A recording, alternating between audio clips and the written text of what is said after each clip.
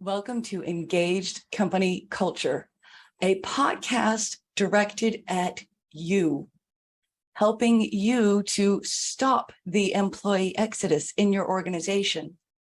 This podcast has 3 different types of episodes.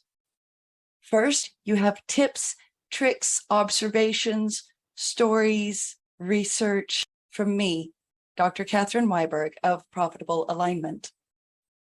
Second, interviews with other consultants, other coaches who are here to serve you so you can learn other tips and tricks to engaging your employees, to stop the employee exodus, to consciously create and continue a company culture where people want to be and where they encourage other people to come to work and to become your customers. Third, I interview other business leaders who have engaged company cultures and want to share their stories. You might learn from them how they have applied principles of company culture to increase their employee retention, increase their profits, increase their productivity, and increase everyone's job satisfaction. Thank you for joining me. I hope you enjoyed today's episode. Welcome to today's episode of Engaged Company Culture. Today, I'm excited to share with you Nicolé Royer of the Great Idea People.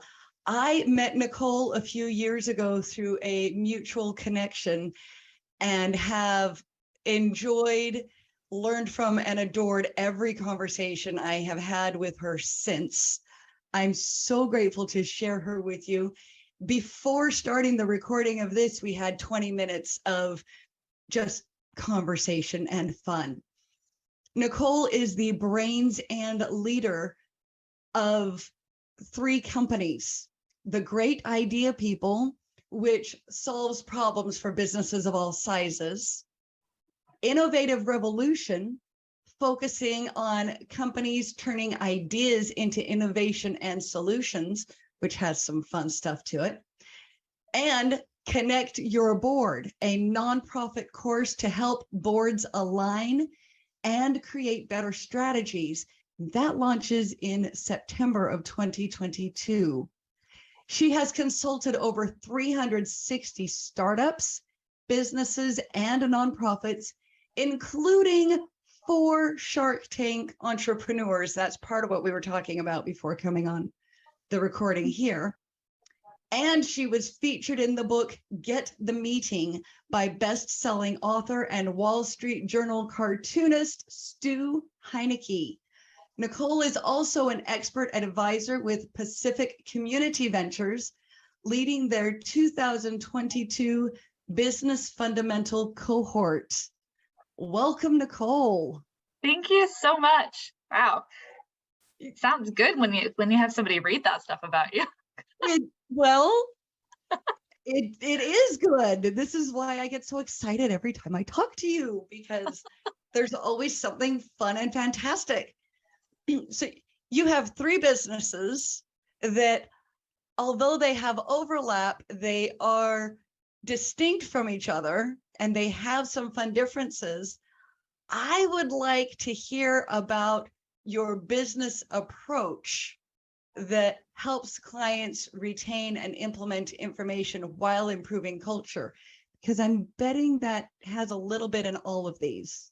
Yeah, it absolutely does. So a few years ago, I had my personal brand and I had a marketing agency, and I was consulting a lot of startups and working with them with the agency. And I realized that a lot of the trainings that I was doing just weren't landing the way that I intended. And what I realized was, after just a lot of research, a lot of conversations, people don't handle a big information dump very well.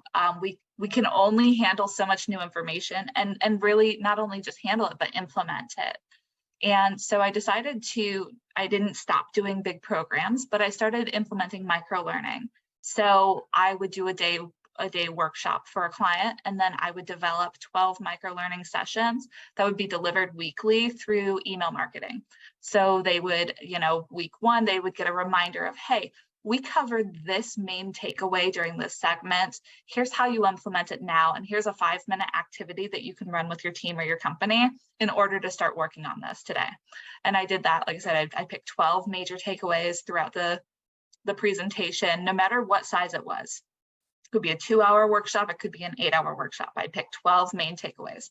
And then I would spread those out over those the 12 weeks, each week really just focusing on one thing. And what I found was that the implementation rate for the information I was providing was much higher. They were able to retain it. They were able to implement it. Their teams were just better learners because now they're seeing the relevancy. They're able to put things into place one after another instead of just having a bunch of information and wondering, how do we get this started or what do we do first?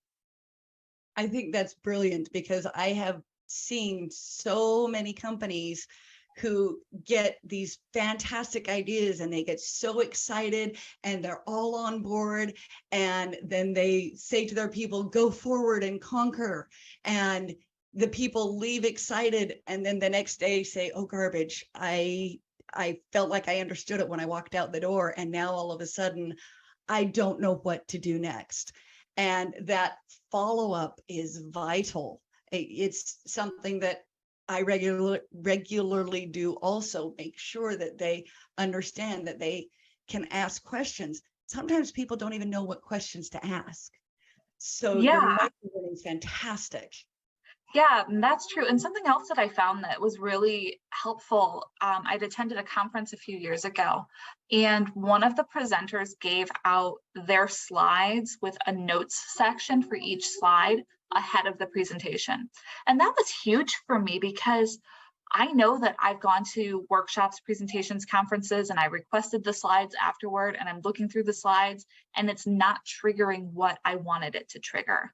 And by having kind of like that strategy of here are the slides, you can take notes along with the slides to help jog your memory, and we're going to follow up with little pieces of this afterward, again, has helped. And I did a lot of time just studying memory work, studying design learning and instructional design, and really learning how people retain information and put it into practice, because the statistics on how much businesses spend for professional development versus the implementation is appalling. I mean, I've seen somewhere between 70 to 90% wasted because it's never implemented.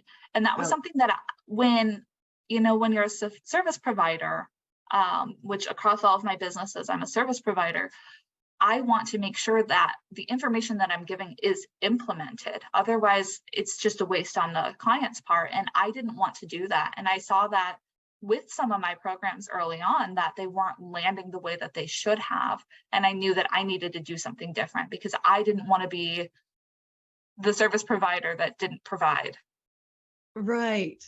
And that's all of us. We want to help the business leaders, the organizations, everybody that we touch. We want them to be able to actually have something they can do as a result of talking to us. It's not just, oh, look, I'm Nicole and I'm amazing. It's, oh, look, Nicole helped me.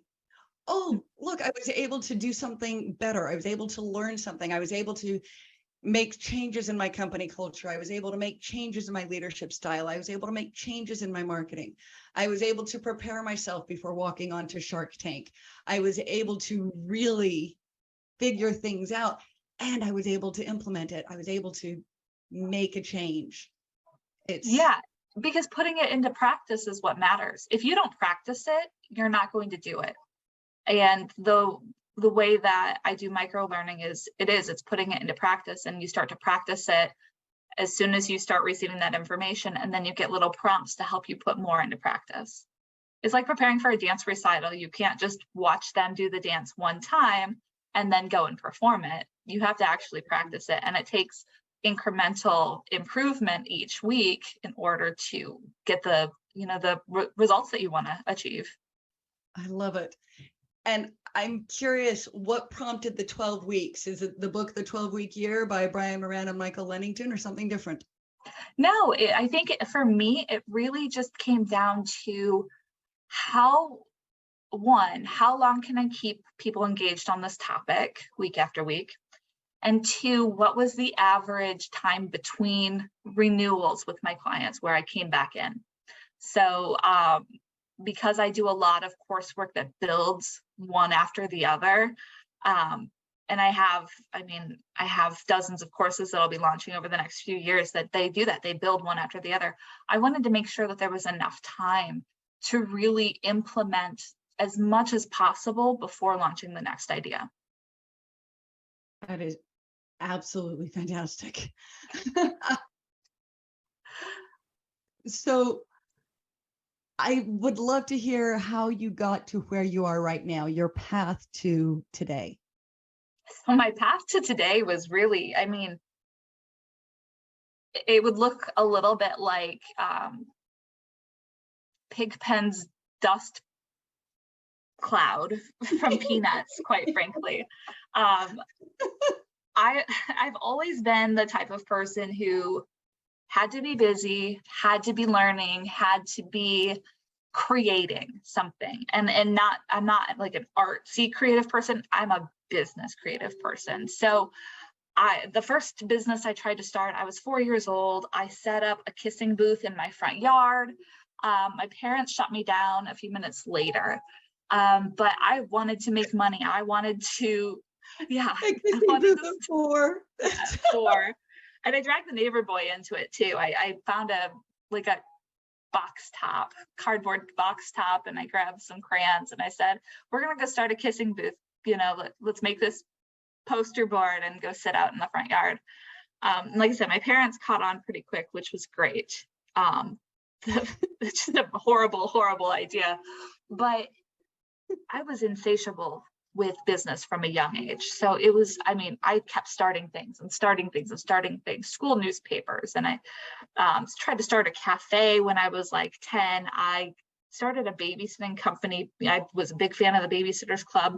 I got my sitting certification, and I started my own business. I created flyers. I talked to anybody who would listen, and I got so many clients that I couldn't take them home. So I had to hire people. So, and then I did actually start a cafe with my friends when we were 16, running every other weekend. So, booking live music. And I just, like I said, it was insatiable. And it was something that just was innately in me. My parents are not entrepreneurs. I did not grow up with business owners as inspiration. It was just something that for me, I just felt driven to do it from the start. So fast forward, I go to school for psychology. I work in architecture, and I have these great mentors who are business owners outside of the architecture firm. And they literally came to me one day and said, we're investing in some companies. We'd love your feedback. And I said, I'm highly unqualified. I'm 19 years old. I'm a psychology major. And they said, psychology is a perfect lineup for business. Seriously, perfect. It worked out really well. I use it a lot. But I like I said, I was planning on I was going to be a research scientist. I wanted to run my own lab. And psychology was only because originally I was an entomology major, but I didn't want to be a biology teacher. I wanted to run research science.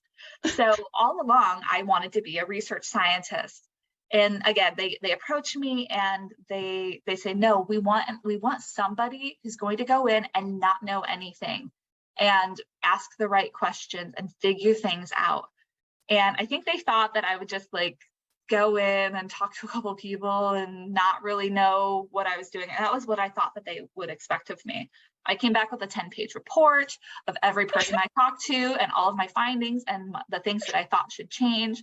And we implemented some of them because apparently I had some good instincts. And within the next year, we saw a $1.5 million return on that idea. Oh, wow. So I was hooked immediately. Oh, wow. Yeah. And I finished up getting my degree, but I decided as soon as I graduated, I was going to go into consulting. And I did. I just figured it out. I started learning marketing. I had done, marketing with the cafe that we ran in high school. In the architecture firm, I ran all of the events for the American Institute of Architects in the state and in our region. So I was launching like 200 events a year. And I started in event marketing, and I started creating strategies for businesses who were running events. And that led to just straight marketing. I was really early in on digital marketing. And from there, I really just started to create my own career. I realized early on that I had worked with a few startups and I loved it. And so I started seeking them out intentionally.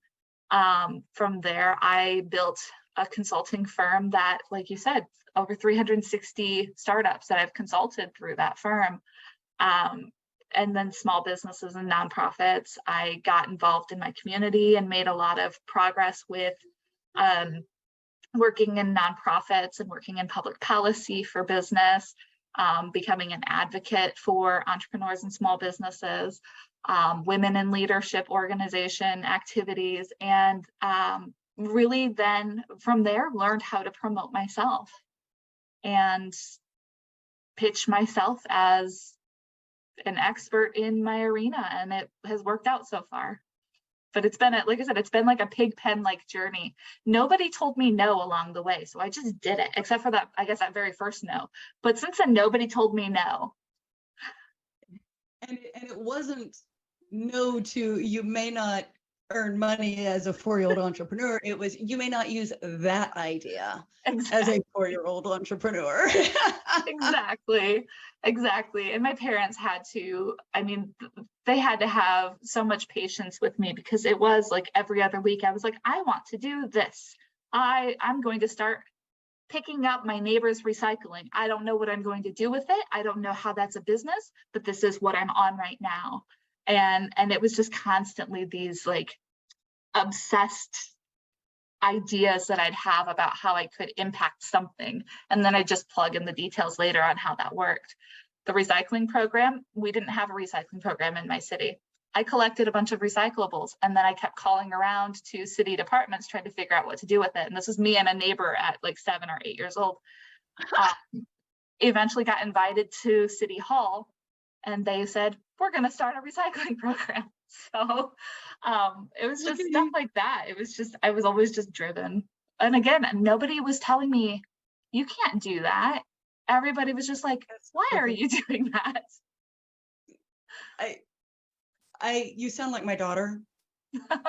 My daughter is exactly like that, from the same beginning age. So yes, it's awesome. I usually try not to talk too much about my kids on the show, but yes, my daughter's following in your footsteps in many ways, and it makes me happy. Just let her go. She'll figure it out.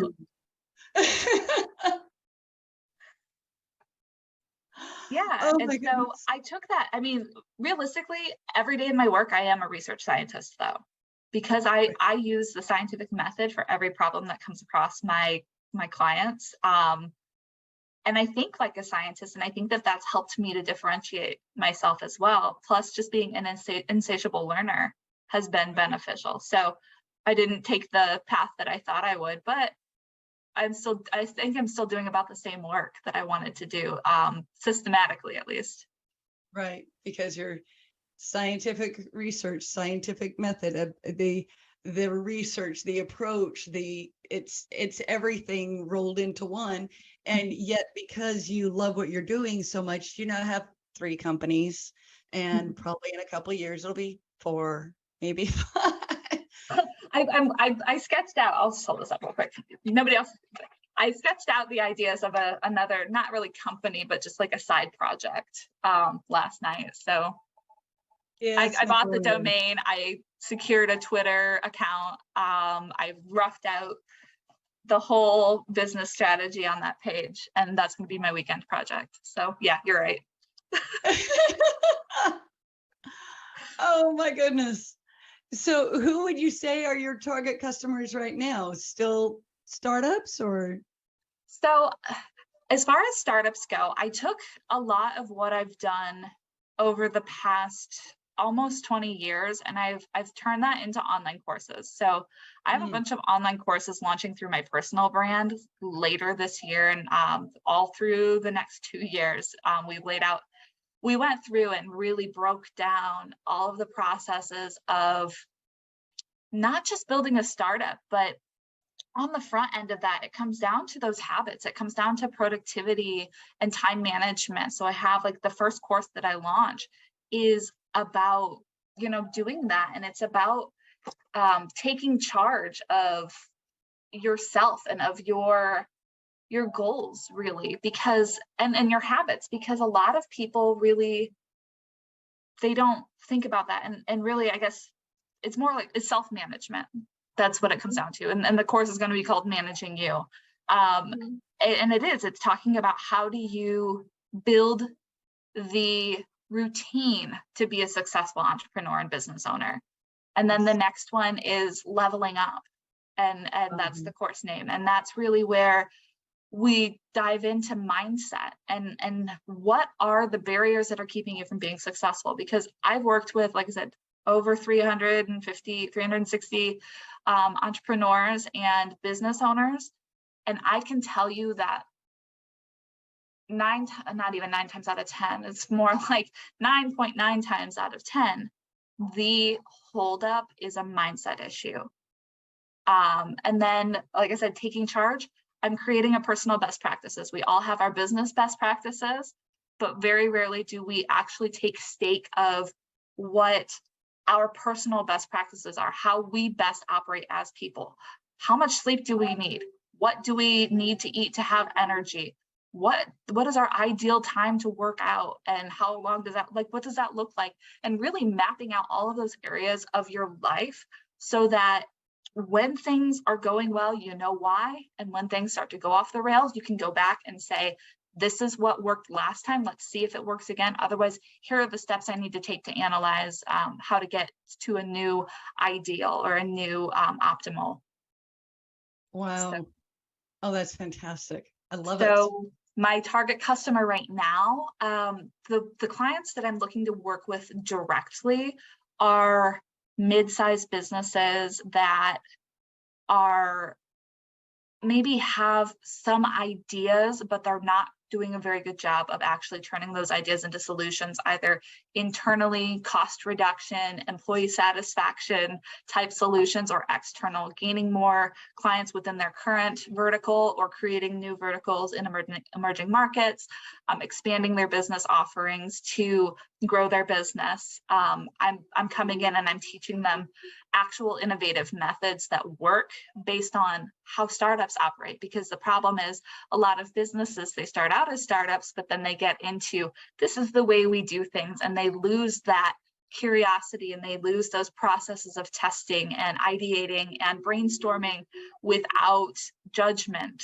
A lot of companies, they get very stuck in, here are our customers, here are our products, here's how we work, here are our departments, and they're siloed and separate from each other, and they lack that collaboration that's necessary. And I come in and I come in like a tornado and I mess everything up, and I say, we're gonna throw a bunch of people from different departments in the same room, and we're gonna teach them how to work together, and we're gonna teach them how to brainstorm, and we're gonna teach them how to actually take these ideas that you have and validate them and test them and get them to market so that you can start earning revenue from it. I love it. You're completely changing cultures from we grew to so big that we're out of control to get back to a beginner's mindset where you can look at things and collaborate and create those complementary teams, and everybody can see how my piece fits in the puzzle and how your piece fits in the puzzle and how closely our pieces can work together. Yeah, and the thing with businesses is that most people who work in a business have never worked for themselves, or they've never been a part of something from the ground up. So they don't have that mentality. They're not in that mindset every day. So a lot of these companies, they know that innovation is important. They know that their competitors are developing these startup teams or these incubators and accelerators, or they're running hackathons, or they're doing some sort of innovative strategy, structure within their company. And they know that if they don't do it right, they're going to get left behind. And they're also seeing things like new businesses coming into markets, completely disrupting existing businesses, which did not happen prior to 2010. The top businesses in the markets had been there for 50 years. And now if you look at the markets over the past 10 years, the majority of them are new businesses. So there's a high level of disruption that's happening in these industries. So if they're not willing to actually think and operate like a startup without so much oversight and the company culture stifling innovation, they have to kind of peel that away and say, we're going to create this autonomous entity that takes our ideas and drives them forward. And it's been a fun journey so far. A lot of businesses really, they don't do it in a way where they're getting results. They have the idea box, but they're not telling those ideas what to do. I love it. I'm all excited, and I don't have another thing to ask right now because I'm just excited. But it's really true, because it's so, and you said this earlier and you've revisited it in different words. It's so easy to get stuck in what has always worked, quote unquote, and forget that what has always worked won't always work. You have Blockbuster to Netflix, and it basically just disappeared because they were doing things the way they'd always done them. And Netflix has continued to change and change, and now we have all of these other streaming services. And now we have Redbox that is a cross between Netflix and Blockbuster, but that's because its time had come, and so it was revisiting, and it was looking at how else can we innovate? What else can we do? What is it that people really want? Yeah, and it's crazy. So I actually did a presentation a couple weeks ago for the venture firm that I work with, and I was talking about intellectual property, and I'm gonna quickly open. Didn't think about this. I did this presentation and I talked through all of the bad predictions that media had made about all of these businesses. It was hilarious because there we go. There were so many people who thought like this was as good as it gets. And one of my favorite quotes ever it's from a first century AD engineer, and his name is Julius Frontinus. And he said that inventions have long since reached their limits, and I see no hope for future developments. And this was in 1 AD.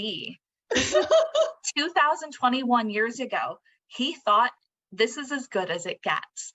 And I've had that quote on my Twitter profile for years because every time I see it, it makes me smile and laugh.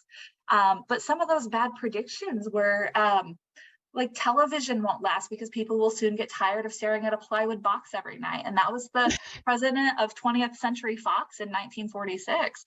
And now, I mean, the reality is that I've got the statistic right here, like 2.3 televisions per home as of 2015. So it's just funny to me, all of these predictions. And like the founder of YouTube, Steve Chen, he was one of the co-founders, sold to Google in 2015 because he said there's just not that many videos that he wants to watch. And now today, over 30,000 hours of content is uploaded to YouTube every hour. It's stuff like that when you're a business, you can't imagine thinking. I guess it's audacity, thinking with such audacity that these crazy harebrained BHAGs, big, hairy, audacious goals, these ideas will ever come to fruition. And the reality is people are having these ideas and they are making them come to fruition every day. And these businesses are so stuck in the way that things have always been, or we have to have oversight on everything. And they're killing their ideas. They're killing their chance at actual innovation. And that's what I'm trying to work out. I want in on those companies, and I want to teach them the way to actually make it happen in a way that gets results. I go and I train those upper level executives on how to actually relinquish control. I build out the teams. I teach them how to run through sprint methods and how to use business model templates and how to test business ideas. And then I teach them how to launch them. And it's a blast.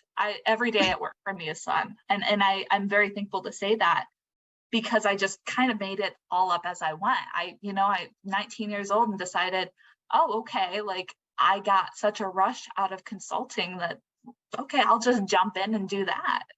And I had mentorship early on, but I didn't go to school for business. I didn't have entrepreneurial parents where I grew up learning their business every day. I just decided I'm going to read every book I can get my hands on. I'm going to talk to people who have done this, who've built businesses. I'm going to talk to people who are building businesses now. I'm going to attend every event that I can that's business driven and see what I can glean from other people who are smarter than me, more practiced than me. And that's what I do. And I still do that every day now. I try to take in content that other people are creating that matters, that's different, that's new or unique, or can help me either solidify the way that I do things or make me question the way that I do things. I just think it's fantastic because you're focused on creating what you've always liked, and sustainability is all about innovation. And you're saying you've made it up as you go along, but then you've cited all of these resources and all of these ways that you've learned. And so you're leaning on other people, and you're then teaching other leaders to lean on other people, and you're teaching teams to lean on other people, to really get in alignment with each other, in alignment with themselves, in alignment with their customers, in alignment with their company vision, mission, and goals. And it's all looking at how can the culture engage all of the brain power, creativity, and innovation that is there, so that they can just get better and get better, and recognizing that tomorrow there's going to be more information available, and you can contribute to it or you can glean from it. But either way, more information is going to be available. So let's do something with it. Yeah, and it's a complete culture shift. And that's what these companies really, they're either not prepared for it or they're bulking at it, and that's why they're failing. Right. And it comes with, hey, yeah, these are our mission, our values, and we want to hold true to them, but maybe we need to look at them through the 2022 lens and not the 2000 lens or the 1950 lens. We can't, we have to look at adapting for the future and future-proofing the business, because otherwise we're going to be left behind, because somebody else already has an idea in our industry that's disrupting what we're doing now. Exactly. And I admit that just sounds, it's in Nicole's words and Nicole's approach, but it also sounds like my reframe, rewrite, redesign model, where you look at what got us here, look at what are the founding models, and how can we look at it differently. We want to change today's status quo, so we've already reframed it by looking at it differently. If we want to change today's status quo, we need to rewrite. How are we approaching this? And then we can redesign, because there's been disruption. And if we want to keep moving forward, we're going to have to redesign. We have to recognize what's going on with us, with others, with competitors, with collaborators, and really grasp onto it. And if you don't understand what got you here, it's going to be more difficult to know what's going to get you there. Yeah, I think one of the funniest things is when you start to work with a new client, or let's go from the employee point of view. You start working at a new company. You learn their history. You don't talk about their future. You may talk a little bit about maybe the foreseeable future, what their goals are for this calendar year. Maybe they have a 5-year plan, but you're not looking at how are they staying relevant year after year? How does this role impact the ability to, again, brainstorm ideas and collaborate with other people within the company to create actual revolutionary solutions that we can implement that keep us relevant?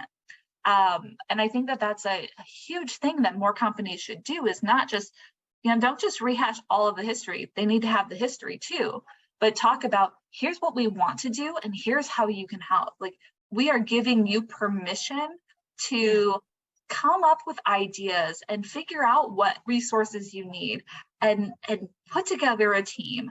And companies are, they're offering this in event spaces, and some companies have like dedicated time for their staff to work on strategic projects and things like that. And that's the right direction to head. It's just a matter of building it into the culture and making sure that the company, the company is supporting employee ideation, because a lot of the times the actual solutions aren't coming out of the brain trust of the C-suite. It's coming from somebody who's interacting with the customer every day, realizing that there's an untapped potential. Exactly. And culture is perpetuated from the top down, but innovation has to come at every level.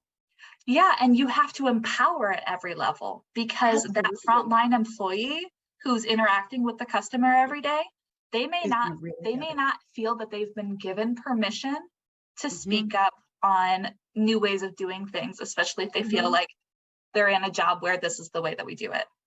Right. And again, it's a huge culture shift across the board.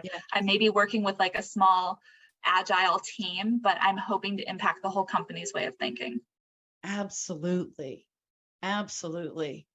I have exactly the same heart with that. Is you have to empower people to help those that you want to help, to be able to develop and grow, have personal development, professional development, and help the customers, help the clients that you want to influence, to be able to impact the market that you want to breach or grow your share of, because they are right there in the midst of it. And they have to know that my ideas are valued, that I go to work every day knowing that I'm making a difference. Yeah, and innovation and ideation, those are skills. And if you don't give your staff permission and the resources necessary to build those skills, you're not going to become the next Google. You're not going to have the next big idea, because ideation, okay, just an example. So when you're in a business, you're in a company, and you come up with an idea, you have to have the psychological safety to share that idea. A lot of employees don't. It's true. And the only way that you can do that is by treating ideation as a skill and saying, we have a judgment-free zone on ideas. That means all ideas fly, all ideas are considered, holacracy, or like a holacracy, all at the same level. We're not putting any ideas above any others right now. We're looking at them all on the same plane. And only after we do that, then we can come back and say, is this a good idea, or is this an idea that maybe needs more thought put behind it? Because you don't have bad ideas. The bad ideas are when you have no ideas. You can do a lot with a bad idea. You can do nothing with no ideas. So building like that framework from the ground is the first key, and most businesses aren't there. So if you want to become this idea machine where you can then have ideas that you can actually test and validate to be worthwhile to pursue and to have either some seed funding or some company sponsored funding behind, you're going to have to be an idea generator. You can't do that without changing that culture. Oh, I just love it. I love it. I am having so much fun, and I think you and I could talk for 3, 4, 5 hours on all of this. Absolutely. Easy. I want people to be able to reach out to you for their innovation and ideation and culture shifts. What's the best way for a listener or a viewer to find you? Okay, so you can find me on LinkedIn, Nicolé Royer. I think I have it under Nicole Lee Royer for my LinkedIn, and really my website's probably the best place. So www.innovativerevolution.com is the best way. And then you can send me an email, nicole@innovativerevolution.com. Perfect. And all of that will be in the show notes, but I still wanted people to hear it so they can say, oh, this is how I need to reach out to Nicole. Because you and I, we have fun. We do. Yeah, it's always a pleasure to talk to you every single time. I feel like we just need to find more time, like all the time to talk. I agree. We won't be every productive time anymore. that I talk to you, I just want more. So yes, I totally am with you on that. Oh my goodness. Well, to wind this up, what is the one thing that you would like listeners to gain from this conversation? So even if you're not working on innovation within a company, this can be for yourself, this can be wherever. Learn how to brainstorm without judgment. It is a crucial skill, and make it a practice. So every morning, write down ideas of problems that you want to solve. Look around. The thing that I love about myself is it sounds negative, but it's positive. I live in a constant state of dissatisfaction with the things around me. And that doesn't mean that I'm miserable. It means that I'm constantly looking for ways to improve things. I've trained myself to become such a problem troubleshooter that I'm constantly looking for areas to improve. And that's how I've created my businesses. If you want to become good at generating good ideas, start from where you have problems and then figure out how you can create ideas to try and, solve that problem. Fall in love with that problem. I love it. Thank you. Everybody, I hope you have enjoyed this episode even a fraction as much as I have. Please share this with others. Feel free to reach out to Nicole, reach out to me. We are here and excited to be able to help you. Nicole, thank you for being here. Again, this was Nicolé Royer of the Great Idea People and Innovative Revolution and Connect Your Board. But you will find her most through Innovative Revolution and the Great Idea People. Thank you so much for being here. Thank you so much for having me. It was really fun.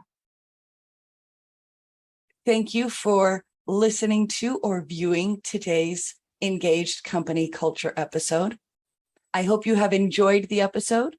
I hope you have learned something and have something that you can apply today to engage your company culture and encourage your employees to enjoy work. Looking forward to Mondays instead of only looking forward to Fridays. If you liked this episode, please share it with someone else you know. Also, like and subscribe to Engaged Company Culture anywhere you listen to podcasts. Thank you and have a wonderful day.